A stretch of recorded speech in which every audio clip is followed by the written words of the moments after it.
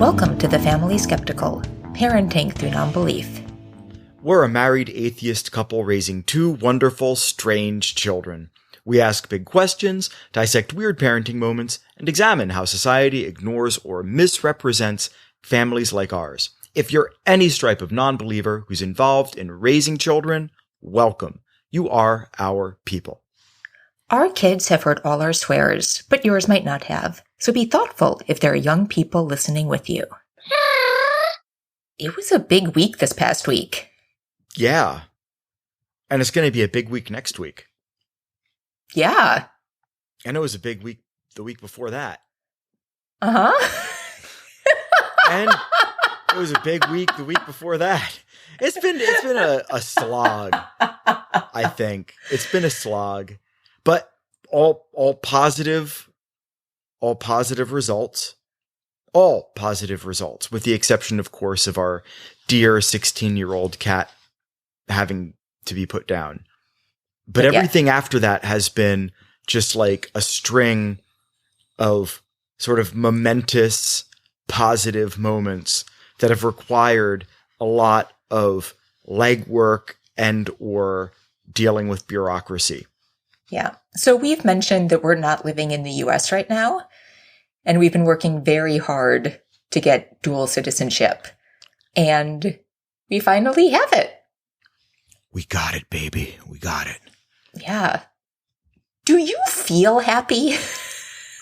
Do I feel like relative to citizenship or relative to anything? No, I guess like relative. Because that's a big question.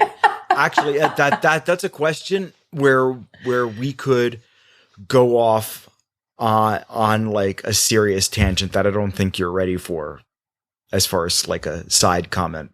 Okay. But yes, I am happy. Like, did you feel? But whether or not I am happy does not change whether or not I am content, because they are mutually exclusive.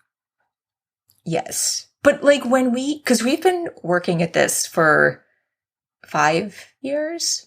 Mm-hmm. Yeah. So when we finally got our citizenship, did you feel a burst of happiness? Yes. Okay. Of course I did. Did you? No. Why? Well, I'm not challenging your you not having it. I'm just honestly curious if you've thought about why that might be.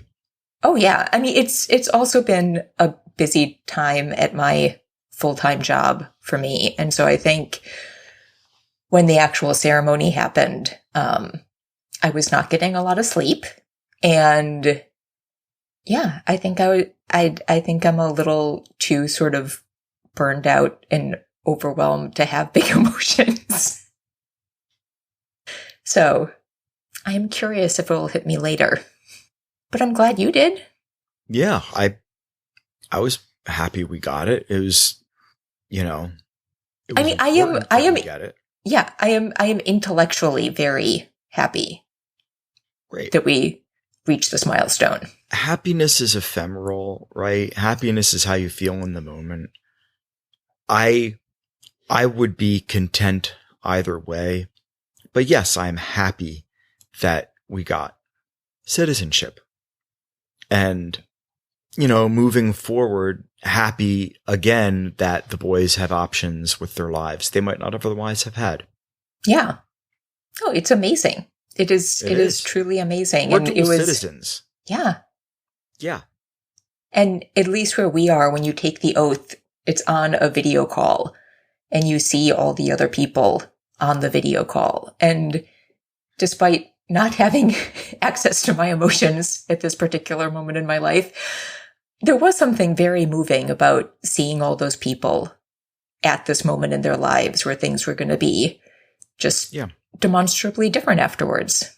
For us, it was more that we wanted to have dual citizenship as a safeguard in case things in the US go horribly, horribly sideways. Yes. For those people to get citizenship where we live could represent them like truly escaping something that is bad right now. Mm-hmm. And really making their families' lives better right now, as opposed to potentially in the future just having more options or whatever. It felt very, like in that moment, it felt very first world problem-y for me. Mm-hmm. That, like it was something we did because we were able to do. It was a luxury. Mm-hmm. And for them, how many of them how many of them was it a necessity, and so it was humbling. I agree. It was humbling. Yeah. It was really pretty amazing. But yeah, I think. And the judge she was like a kindergarten teacher because so many people did not know how to manage their microphones. And there was so much background noise that she just had to like lay down the hammer. That was really funny. It really was. Yeah. She definitely turned on the teacher voice. Yeah, it was pretty, it was pretty funny. I'm glad we were muted because I think I was laughing at the time. So yeah. It was just, yeah, it was good. It was good. Yeah. But I don't know. We've been at this for such a long time, and I feel relieved, as you know, as I've said several times since. I feel very relieved. Yeah. I had, probably too strong of an edible that night, but it felt appropriate. If I was going to have too strong of an edible on any night, to have it be in celebration of, unwinding what essentially was years worth of stress and anxiety was, I think it was a good thing. Yeah. Yeah. 100%. Yeah. But it's been a lot. Yeah. It's been a lot. Been a whole lot, but you've shouldered a lot of it. And again, thank you publicly on the airwaves. Thank you. Moms, you are the best. Aw, thank you. Aw, you're welcome.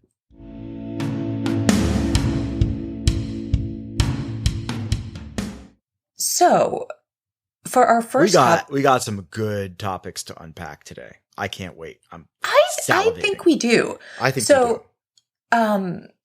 For our first topic, I, out of curiosity, have started following some trad wife influencers. God help you. Well, so this is going to be an interesting update. Do you want to give a little summary of like what the trad wife movement is? Because I feel like you were following it before me. Okay. I should preface this by saying I at no point ever followed in any colloquial or academic capacity or any definition of that word. No, I did not follow trad wives. But I think you were more. I understood it because of the call-in shows that I have watched over the many years since, through my deconversion, that the trad wife movement has arisen through that time and has been a topic of conversation on those shows. And I have heard people talking about it on calls. So, okay. You were aware of it before me. Yeah, I was aware of it. That's for sure. I wish I could scrub my brain. No, the trad wife thing, it comes admittedly in a couple of flavors. There basically what it all boils down to though is a traditionally Christian, biblically Christian view of marriage, in the wife being subservient to the husband, of being a caregiver to the husband first and foremost, of having all the modesty and, there's one side of trad wifedom, like there's the transformed wife who is very out there, this late middle-aged, probably at this point, early senior woman. I forget her name, but she is a nut job. Yeah. And her thing is literally let's bring back the 50s where the husband can do no wrong. The wife greets him in a house dress, string of pearls, and a cocktail when he walks through the door, and hands him his pipe and slippers soon thereafter. It's it is really like it's not there's very little good about it. And there's a lot of anti-queer sentiment wrapped up in that. There's just a lot of pushback against any social progress, a lot of science education, a lot of like book availability and public libraries thing. It's essentially like if you announce to the world that you are a trad wife, there should rightly be an instant reaction from people who are not already Christian conservatives to put you into a certain category or anticipate your responses to certain questions about the aforementioned topics. And I wish that I didn't have this sort of growing, I guess, bigotry. I have to be honest about it, against this sort of thing. But it is like I have a problem with even the nicest versions of trad wifedom. Well, wait, but you said there were multiple flavors. So right. I don't think we've broken that down. The nicer version is just like a progressive Christian version, right? Where it would be, where you would be more traditional in the sense of almost like from what I've seen, more like a settler vibe, where like a granola version of trad wife, like literal granola version and hemp slippers version of trad wife, where it's more of like how to describe this. It's almost like a farm wife vibe. Yeah, exactly. Yeah, but like a farm thing, right? Like they're not, raising they would chickens. Not be averse to environmental concerns. They would probably be less averse to science literacy being taught to their kids, but still they'll hew more toward the traditional gender roles, which means they'll probably hew more toward that again, like woefully, prevalent anti-queer sentiment. So it's just like it's best. I think it would be better if it didn't exist at all. Obviously, the granola version is nicer, but the bring back the 50s, white nationalism can do no wrong sort of version of trad wifedom is kind of wacky. I think isn't like Abby Shapiro also one? I don't know. Not Abby Shapiro, the wonderful actress on Doom Patrol, but Abby Shapiro, Ben Shapiro's wife. Because they have the same name, and it's real kind of. Well, I was going to say, I think the one actress thing you can count on throughout all varieties of it is that the woman is not working. I feel like the one point of consistency is that it's. Oh no, she's working, but she's not. She's not a breadwinner. She does not have a job. Yes, she is doing hard work inside the home. But the idea is that the man is the one bringing money into the household. Right. Yes. Right. Would you say that is sort of. Oh, that's absolutely part of it. Yeah. But I thought Ben Shapiro's wife was like a doctor, which is definitely working outside the home. His wife is not his sister. Sorry, his sister. I misspoke. Sorry. I misspoke. His sister, Abigail Shapiro. Oh, who knows? Very possibly. And I think it's interesting because I do feel like trad wives are having a bit of a moment in broader cultural media. So there's the podcast. Well, the podcast thing and Instagram are really bolstering the message, I believe. Yeah, and there's the podcast Under the Influence, which is about mom influencers that just did a whole week on trad wives. There have been some articles about them with reporters, like Under the Influence had one of them on. A reporter did I'm going to live like a trad wife for a week kind of thing. Hey, moms. Yes. Whenever you want to live like a trad wife for a week, our family will fall apart. I know. Yeah. But hey, I anticipate that you're going to give me all sorts of wonderful information about trad wives that I did not know that's going to destroy my bigotry and completely change my opinion about trad wives. Ready and go. Oh, wow. Okay. So I did start following some, and I will say my research was not in depth. So I did like one search and found a couple articles about like the biggest trad wives on Instagram. And I followed some of those people. And then I followed the main influencers mentioned in the article discussed on Under the Influence. Okay. And I do think there's a little bit of a thing when you get into talking about people who are trad wives, because certainly now, when it is having a moment, I think there are people getting on Instagram specifically to be trad wives, to jump onto that train. Sure. But some of the biggest, sort of earliest trad wife influencers who created the genre weren't thinking of themselves with that because it wasn't a genre until they created it. Yeah. So they were just being them, they were doing their thing on Instagram, and then it got this title because there were enough of them for it to become a thing.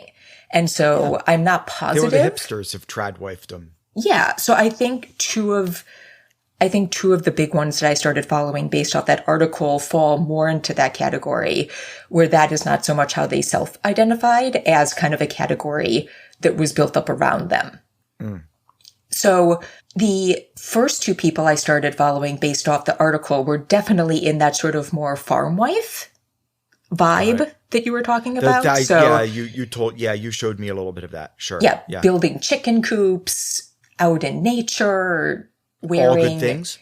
Yeah. Like empire farm dresses, twirling around. That's fine. It's a thing. It's a fashion. Sure. Yes. Crafting, sewing. Good. Yeah.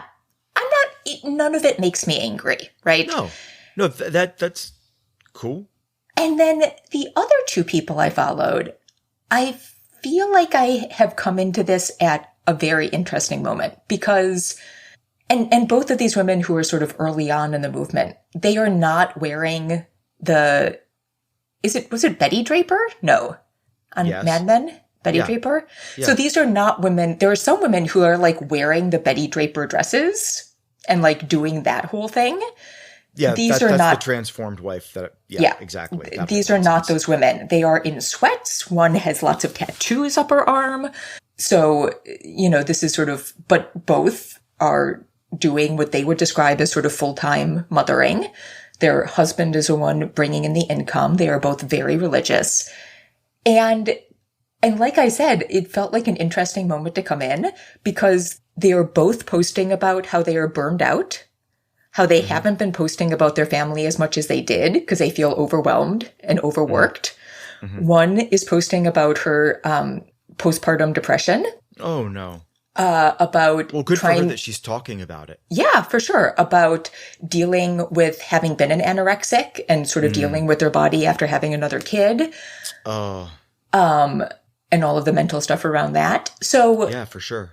I feel like when people think of the trad wife movement, it's this sort of image of like, this is the way life should be. And I do think it's very intriguing to come into it in a moment where a lot of the people posting are saying to fall apart a little bit. Well, or just like nobody's life is perfect. Yeah. So, and then the other interesting thing is that it is Instagram. And of course, all of these women are hustling. They are selling drinks. They are advertising their Etsy shop. They are advertising their like photo sessions where they can take photos of your family, like their beautiful photos. They are selling the dresses that they're wearing. All of them are posting multiple times a day. And so, I mean, it's kind of obvious, but I'm like, that's work. Yeah. That's not easy. That's work and it takes time. And I'm not mad. No. I got no problem with anybody having a hustle. But it begs the question, how trad is trad when trad is trad? Yeah. So I'm actually, and I'm going to I think I'm going to stop following some of these people and follow some different people. But I got to say, in this sort of world, I'm not angry at anybody. I'm really not. I thought I'd be angry.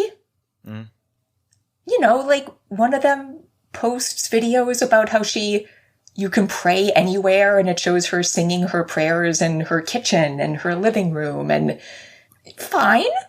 I'm certainly not doing that, but if that works, I don't care. I think the most, like, questionable thing I've seen posted since I've been following these people for, I don't know, close to a month, is one of them posted, unpopular opinion, motherhood is a job. And I was like, with whom? With whom is that an unpopular position? Like, do you think working moms are like, oh, no, motherhood's easy? No work involved in that scenario. It's unpopular in that world, right? No. What I'm saying is the opinion would be, because if you, like, I'm just trying to look at it from their side, where the husband is the one who what he does is what needs to be supported, right? Mm-hmm. And so whatever the woman does is whatever the woman does, and she's in a support role, and she is secondary. So by that rationale, what she does being secondary, namely, of course, like including caring for the kids, wouldn't potentially be viewed as important work. I don't think that's what she meant. Okay, well, what do you think she meant? I think she meant being a mother is my job, and outside this conservative world, that's an unpopular position. Because outside this world, people believe women should be working a job outside the home. I think that, yeah, I think if that's what she meant, I think she has it completely backwards. I think that people who don't have the conservative, and I've talked to a lot of people who don't have conservative positions too, mm-hmm. but a lot of people who don't have conservative positions, like they don't necessarily think that parenthood is anything other than like a solemn duty, just like any person would potentially. Like, I think it's part of the human condition to want to care for your kids. Yeah. And I think that one of the most damaging parts of the trad wife movement is that sequestering of parenting responsibilities. And I think the trad wife movement is also a byproduct of that conservative bent of men not necessarily deserving or that they should have a big role when it comes to caregiving for their kids. And I don't know, like, I think like the utilitarian side of me will always default to what is your goal and mm-hmm. how are your actions supporting your goal or the effort towards achieving it. And if your goal as a parent should be the well-being, nurturing, and development of your child, right? Yeah. Right. So whatever your family does in support of that is valid. For us, you know, the trad wife movement would balk at what we do because I'm the stay-at-home and we moved to where we live now for your job. Mm-hmm. And so, like, I hear her saying, oh, it's a full-time job, or like lamenting whatever. And I'm like, that sort of rubs me the wrong way, because, you know, I'm not out there like posting on Insta or trying to hustle freaking merch, but I go out of my way to keep myself to a professional schedule in what I do, on top of all the stuff that I do for the kids and the family on a daily and weekly basis. You've seen it. Yeah. And I do that not just for myself. I do that as to set an example for the kids. And so that your life is made that much easier, not just for the tasks that you don't have to perform, but because then you see that I am taking care of myself and my mental health, which means that you don't have to worry about me as much, which lets you focus more on what you need to focus on. And so I just don't get the whole, it almost feels like virtue signaling. Like, I know it's not, because if she's struggling with mental health and she posts about how, you know, you guys need to remember that parenting is hard or whatever. That's a good thing for people to talk about. And it's a good point to raise in a culture, their culture, I should say, their bubble, that might not necessarily value parenting and mutual parenting and divided task loads as like a positive thing. And I just worry for people like that, because then when they falter or break, the kids are the ones who are going to suffer for it. It's not fair. Like you just got. I think the family should just look at what the family needs to do, and the family does what the family needs to do. Well, right? Because like that's why I like the farm a job, right? Exactly, and that's why I love the farm cooking is a job. People. Doing laundry is a job. Cleaning is a job. Doing lawn work is a job. Right. And everybody and on a farm, it's all hands on deck. Right? Like, I don't care if you're a trad wife and you're on a farm. Like, if you're on a farm, everybody's on the farm. Right? Like, I have never seen a successful farm where one half of the married couple essentially checks out. Mm-hmm. You know? Like, there's just too much to do starting at 5 a.m. You know, to do it right, I should say. If it's not just some sort of like vanity project where you just kind of do it as best as you can to feel like you're doing this thing that fulfills a social role within the cultural bubble that you've placed yourself. And actually, one of the sort of tangential trad wives has a farm just like that. Ballerina farm. Gross. Yeah. That's gross. It's very interesting. But how is it doing? Do they actually like what does it do? It raises beef. Okay. But her husband's part of some very, very wealthy family. So it's unclear how much many they hands actually do they have? I don't know. I've just heard about them. That's how I'm not biological, but like if he has the money, then my guess is that they're using manual labor of other people to manage this. But it's just like beef cattle. Yeah, that's easy. Let's just like half-ass beef cattle farming. No, sorry. But I'm not buying it. Everything is work, and everybody decides to. I mean, that's why we pay for childcare, because it is a job. Yeah.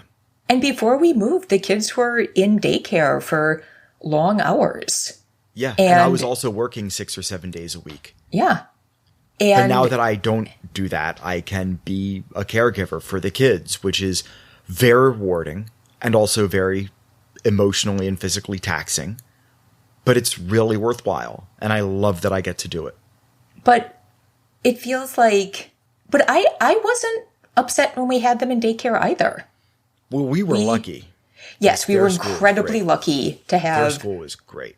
To be able to afford. It wasn't even daycare. It was a school. It would start off as like infant care, but it transitioned into preschool and then actual kindergarten. It's magical.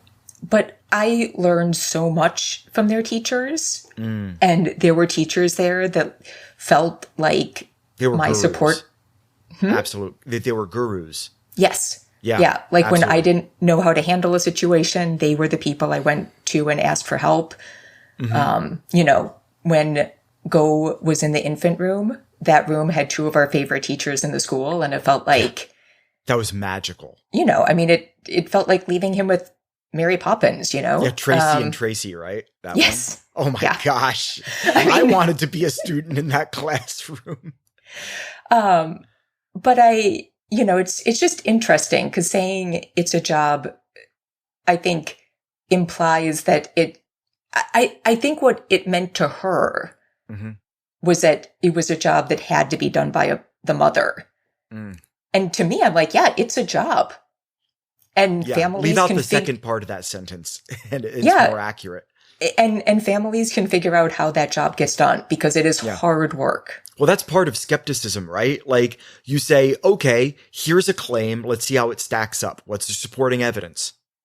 And then they bring their supporting evidence, and their supporting evidence is bullshit.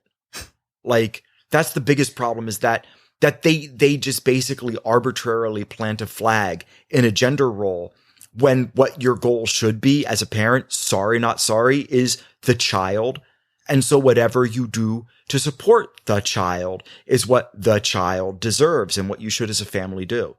Like, that's it. Mm-hmm. And it's that simple. And it's different for everybody.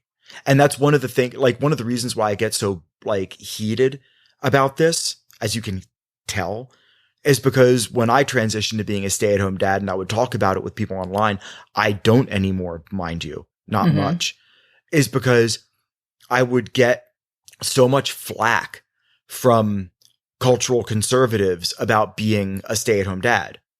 It's just so awful. It is. It's bloody awful. But I mean, like, it's no more awful than what your average woman has to deal with on a daily basis. So like, I feel I'm fine with it now, but I was so proud and nervous about my transition. Like, it was a new thing for me and I wanted to do it right. I didn't want to make mistakes. I wanted to learn how to do it, the whole neuroplasticity thing. But I was really anxious about it. And this was before I had all of, you know, the growth that I've had since then. Mm-hmm. And it made it very difficult. Like being that nervous and raw about the experience and having people basically say that I'm less than because I would be even remotely excited about doing the thing, or that I shouldn't be doing it at all.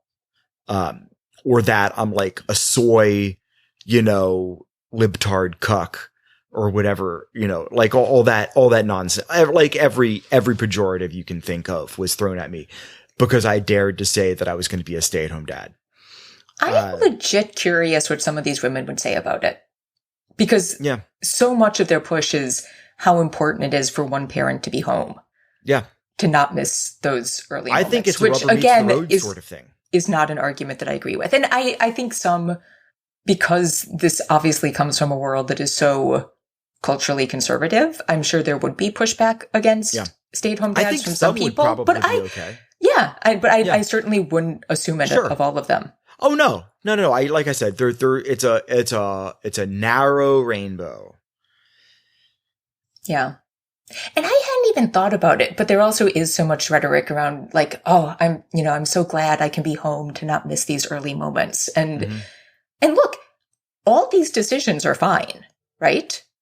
I am so glad you have been home with the boys. Mm-hmm. I am so glad that when another parent wants to stay home, they can stay home. Like, I think that is wonderful and beautiful. But like, you know, I think about Reader's really good friends in his first classroom. Mm-hmm. And like, that was magical.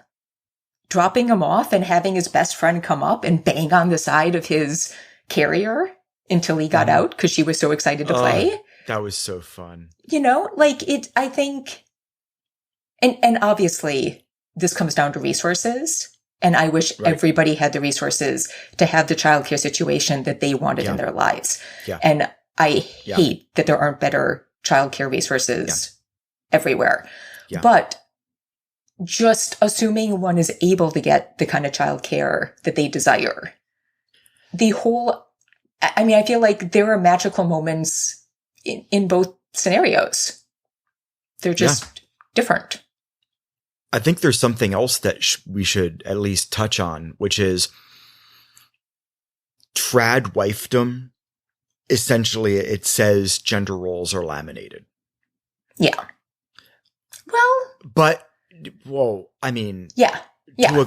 Gender roles are like there are things that men do, things that women do. That's the whole point. Yes. Traditional wife. Yeah.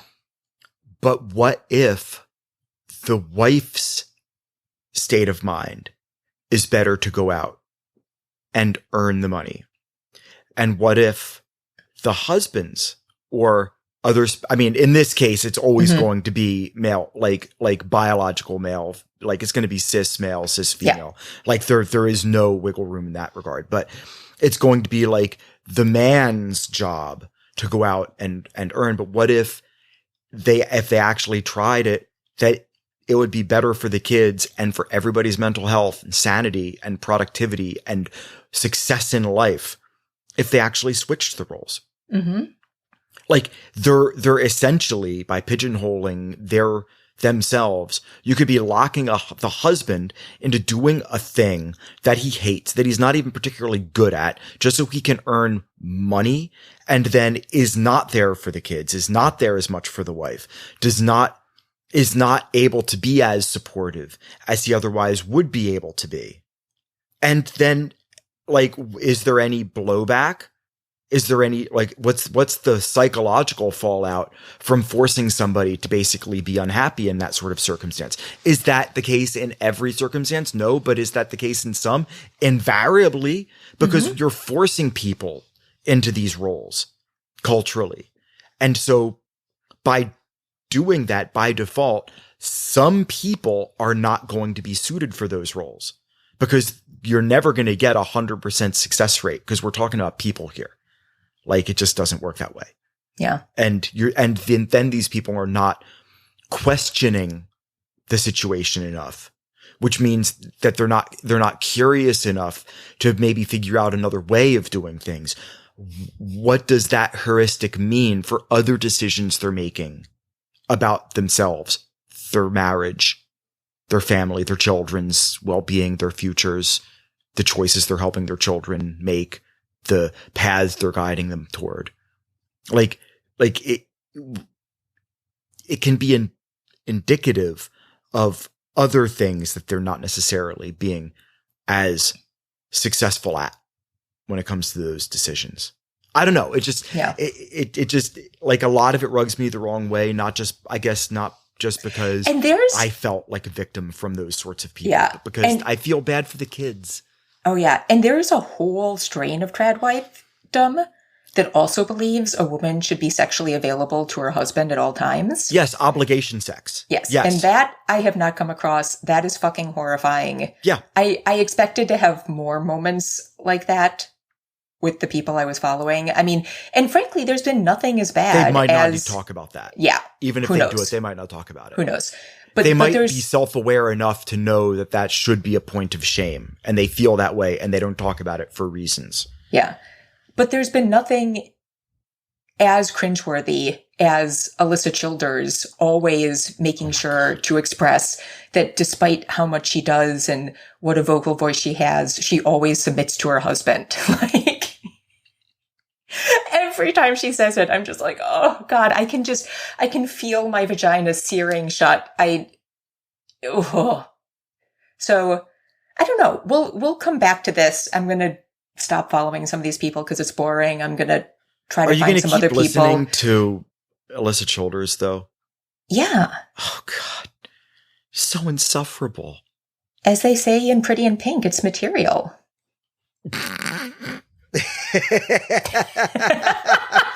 As they say in Heathers, chaos killed the dinosaurs. So, if you think there's anybody really fascinating I should be following... Me? I already, like... No, the listeners. There are other people in this conversation. If anybody out there knows somebody... I can't dip my toe in that world again, I'm sorry. Yeah, but yes, people out there listening, if you know of any trads that moms should pay attention to or learn from, or if you have any suggestions, just shoot us an email. That'd be great. Yeah. Just so I don't have to. Please. For me. Exactly. Moving on.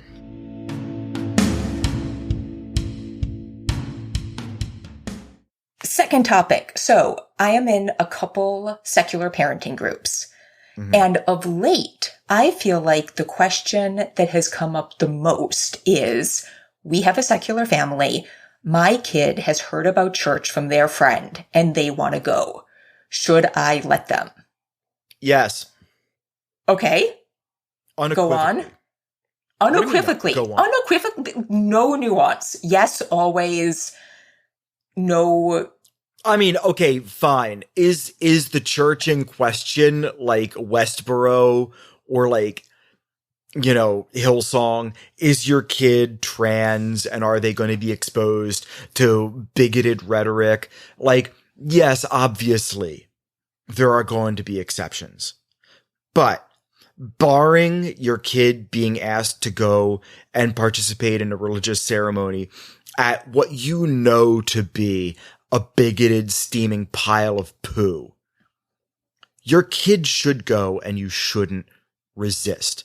I think back to the Americans. The Americans handled this beautifully because their daughter, their eldest child, this is not spoiler alert at this point. I'm sorry. Yeah. So the American is a show about two Russian Soviet spies living like Americans. Yeah. Their kids do not know that they're spies. They have been raised as American kids. Yeah. And so their daughter gets curious. This is after she knows that her parents are spies. Gets curious. What? After? I think so. Not 100% sure of that. Gets curious about religion. Of course, her mom is an ardent atheist, like proper Soviet atheist, anti-theism. Religion must be burned in the pit of history.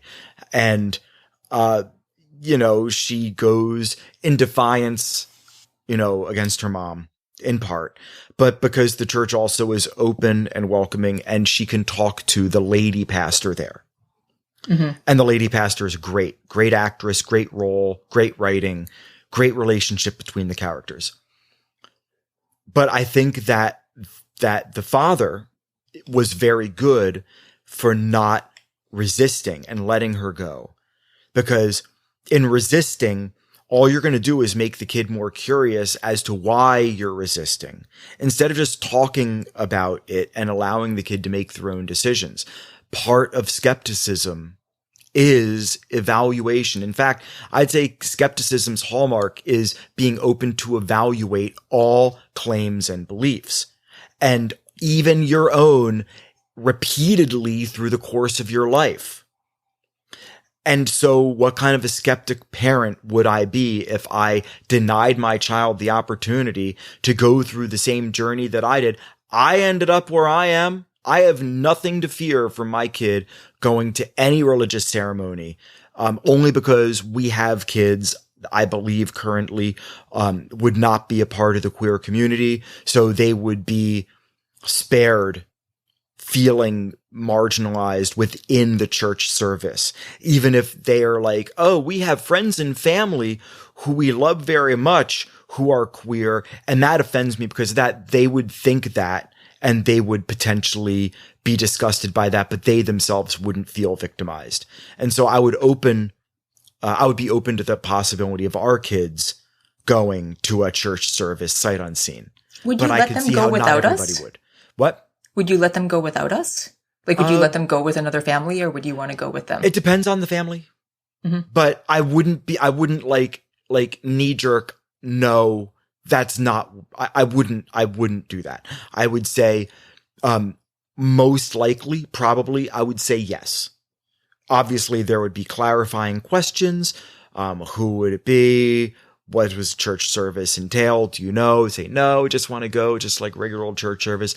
I'd probably be fine with it. Like, I don't, because also what it comes down to is if it's one of our kids' friends, we tend to know our kids' friends.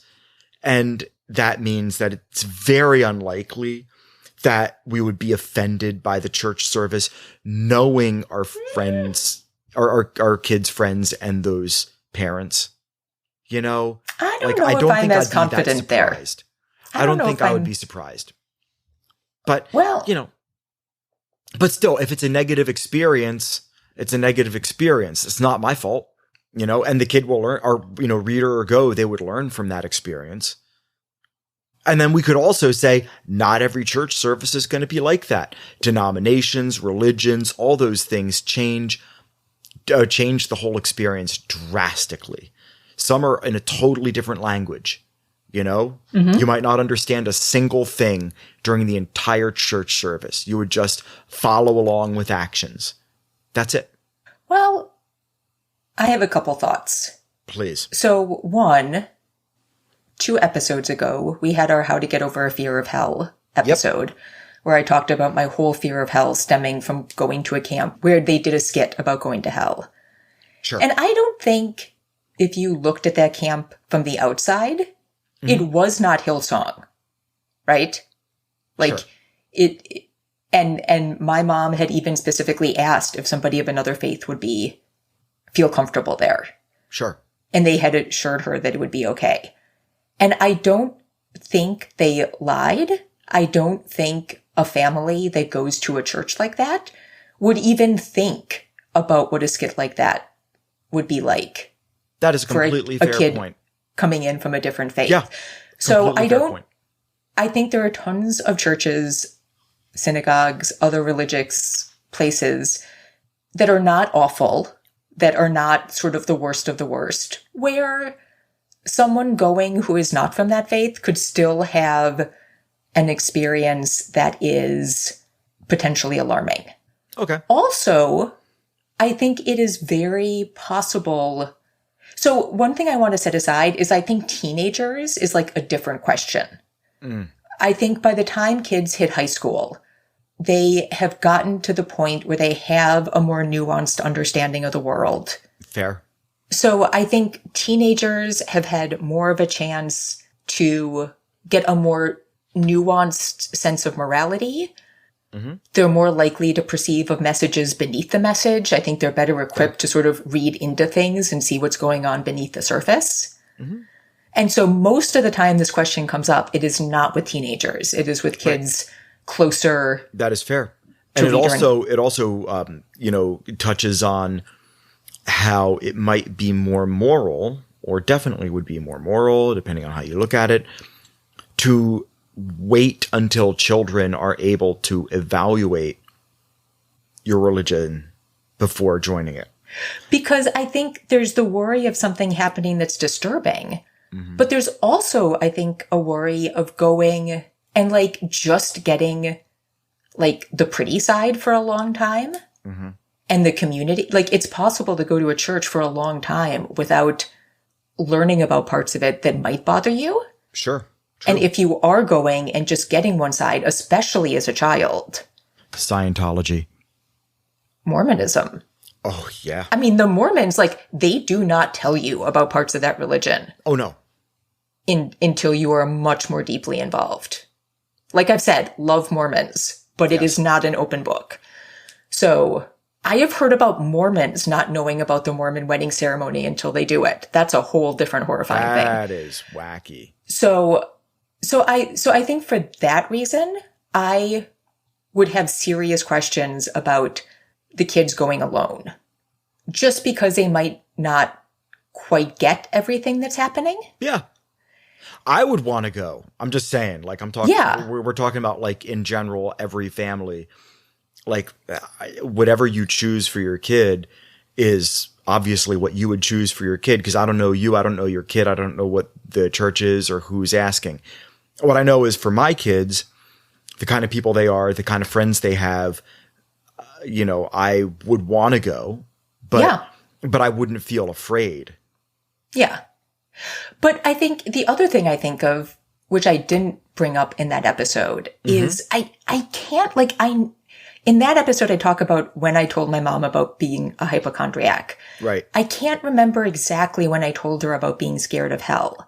But I think the moment I really told her about it, I mentioned that we like to go and visit churches. And I think we were in New York City and we went in to look at a Catholic church. Sure. And somehow, I don't know if they had done a full service, but there was, maybe they had done I don't know enough about Catholic churches to know what was going on, but the priests were walking down the aisle towards the back. Sure. And I think it was towards the end of something where people were then going to file out and say bye to the priests and, sure.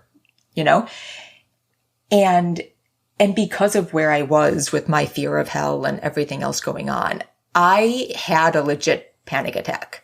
Oh my gosh. And I don't know what I thought was going to happen, but I was like, I'm going to have to walk out past these priests and they're going to know I'm not religious. And I mean, there was nothing logical about it. Right. If anybody had logically asked me what I thought was going to happen in that moment, I could not have told them a logical thing that was worth being afraid of. I'm going to walk past the old man in the silk robe. Yeah. I mean, if I was a young kid, I might have had something to be scared of, but anyways. Oh, you are the wrong sex, my love.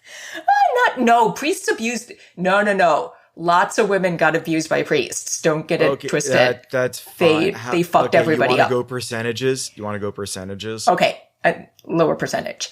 It's so disturbing that you have to even make a joke about it. I'm sorry. No, it's fine. Hey, you did it. Low-hanging fruit is low-hanging fruit. But, but it was fucking terrifying. And by the time we got out, I was shaking. And I think that's when I started telling her about it. Who knows if that's true? Can't remember that part accurately.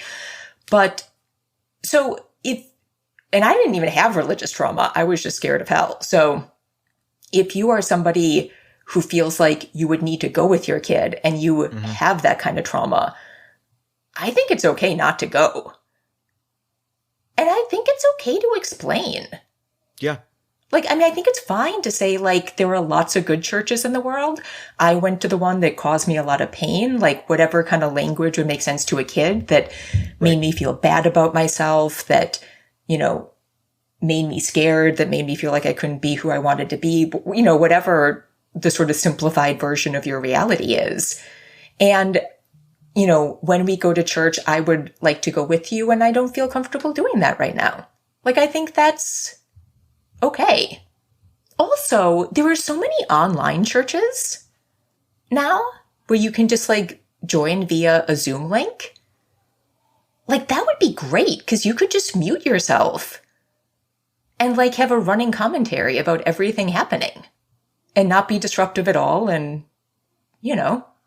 and be like, oh, isn't that nice? Oh man, can you believe he said that? Think about what that really means. You could just, you could color commentary an entire service with your kids. I mean, yeah, it just depends. Yeah. Howdy. Yo. Well, that was interesting. We just lost 10 minutes trying to get the kids signed in to Skype with my mom. Woo. But yeah, I mean, I think also if you're someone who has had a bad experience with one religion, it might feel different taking your kid to a service of a different religion.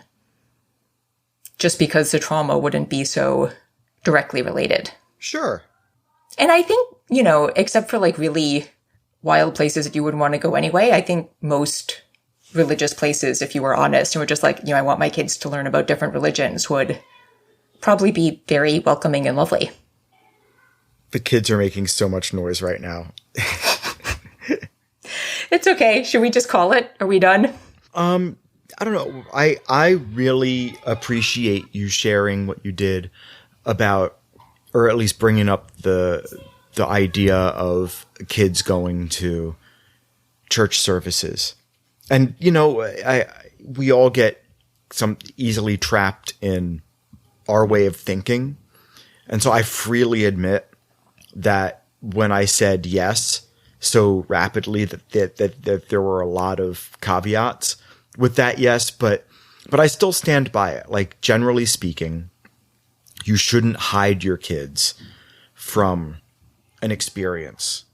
I honestly think for most kids who have not gone to religious services as part of their upbringing, especially younger kids, again, I think high school is just teenagers are a totally different category. Sure. But I think for most young kids, it's just going to be boring. For most young kids, how about, do you have any idea how much I slept during religious services? How much I doodled? How much I daydreamed?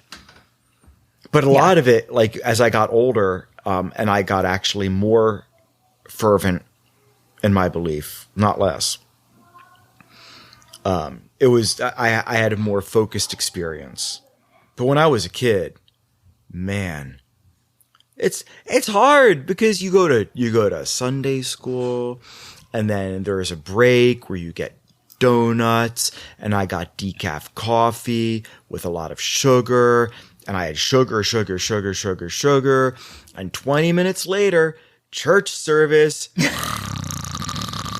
Well, speaking of boring services, I was also going to recommend Unitarian churches because they openly welcome non-religious folks. Oh yeah, Unitarian Universalist is. I mean that's barely Christianity. Yeah, I find them treacly in the extreme, but if you do happen to like one near you, they also have one of the best sex education programs anywhere. Sure. They have a program called Owl. No shade. It's just, and it's a religion, and I'm not there anymore. Yeah.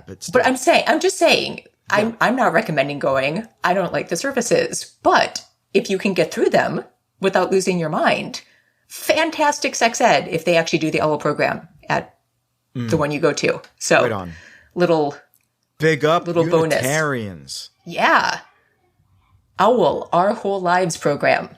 That's really cool. I like that. Owl. Yeah. I like owls. Owls are cool. Yeah, totally. Hard to break an owl's neck. If you're a bard. What? If you're playing D&D, okay? Okay. And you choose to create a character that is, say, half owl. It just depends on how like liberal your DM is. Not politically, but rule set wise.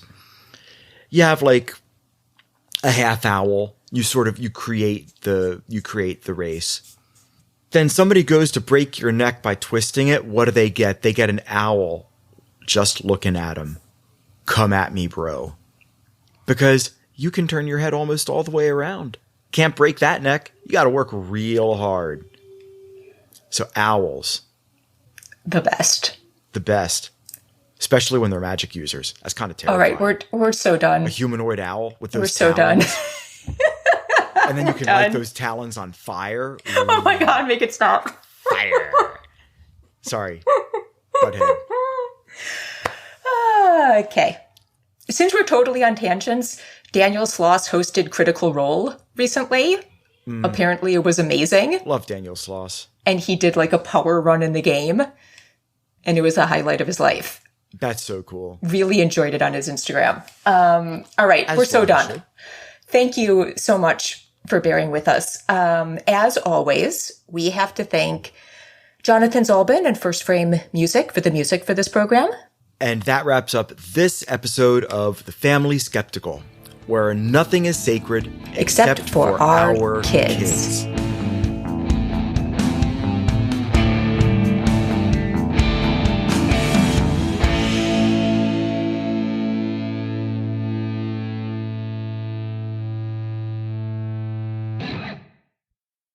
I'm going to go yell at the kids.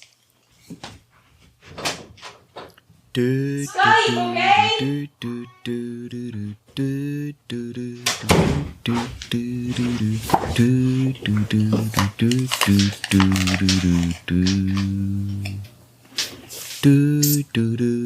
Hi. So I was giving Muzak while we were waiting.